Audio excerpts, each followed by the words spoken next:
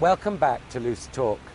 We're here this week in South Beach, Miami, the largest city in one of the 2 or 3 most important swing states for the upcoming November election. And in 2008, Florida was a major part of the national sweep that Obama had to win the White House.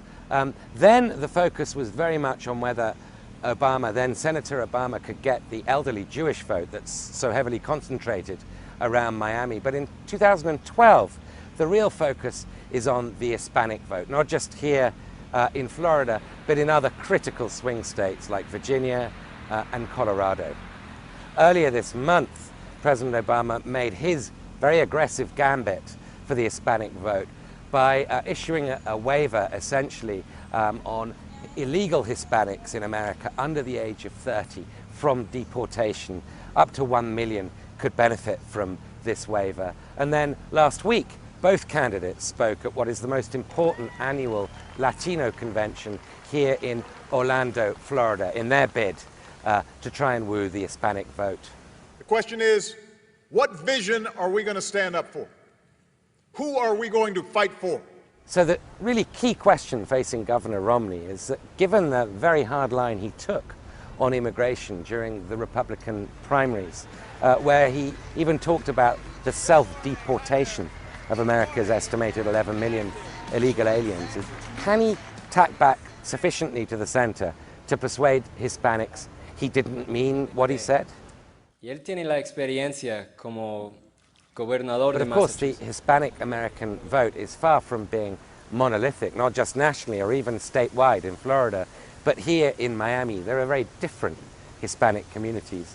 Just a short while away from here in Little Havana, Cuban Americans and Cuban exiles would be the first to point out there are very many different kinds of Hispanic voter. See, just because we speak the language doesn't necessarily mean that we all have the same goals or following the same aims. Not necessarily. I think that Mexicans are pretty much have their own problems that they're trying to face and deal with as we do. We Cuban Americans in Florida, we do care about the national elections and the local elections, but more than anything else, we're looking southbound. We're always looking 90 miles away from Key West. But, like I said before, we also have to send our kids to school and we have to pay taxes here. Even if Mitt Romney is able to come up with some kind of effective riposte to President Obama's deportation waiver, he still risks alienating his base. We're here at the Globe restaurant in downtown Coral Gables, where the Young Republicans, the Miami Young Republicans, hold their monthly meeting in a back room. And here's what some of them had to say about the issue. It's surprising how much Hispanics actually do agree with the Republican Party. But in order to really tap into that new resource for votes, Mitt Romney really needs to hammer the fact that the Republican Party really mirrors the views of most Hispanics when it comes to social issues. And finally, I think he needs to visit the Hispanic community, not just sending his deputies onto the field, but himself going to the Latino community. I think the impact of the immigration issue in the Hispanic population, the Hispanic voting population, and the population in general is overstated.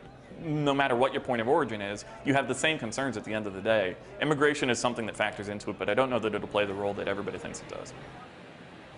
While Mitt Romney faces that classic dilemma of keeping the base infused while simultaneously appealing to the floating voter, Barack Obama's goal is more straightforward, namely to infuse the base constituencies that helped deliver him to power in 2008, among whom, of course, the gay community, young college-educated Americans, and Hispanic voters are critical. And so tonight, in a very typical cool Obama event, the president's going to be hosting the famous Latino singer Mark Anthony here at this classic Art Deco theater behind me. I think, it's going to make a huge impact in the Hispanic vote because, there's tons of people that came here as children and were raised here, educated here, and want to continue their education and contribute to this country too.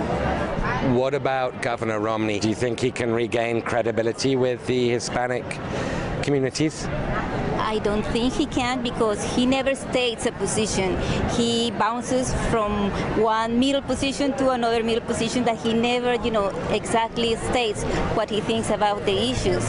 And, he takes a convenient position every time something happens. So I don't think, he's going to get any votes from the Hispanic community. Which brings us to our odd moment of the week. Last weekend, Mitt Romney held what became known quickly as the Republican Palooza, a vast fundraising event for people who'd either personally given $50,000 to his campaign or raised $250,000 in Park City, Utah, home of Mormonism and, of course, a solid bastion of Republicanism. Now, interestingly enough, just before the event, which was considered one of the most exclusive fundraising events in the history of presidential fundraising, Newt Gingrich, Mitt Romney's one-time rival for the Republican nomination, was asked why Romney got it and he didn't. And he said, Romney had 16 billionaires, I only had one. Well, most of those billionaires were with Romney in Utah. See you next week on Loose Talk.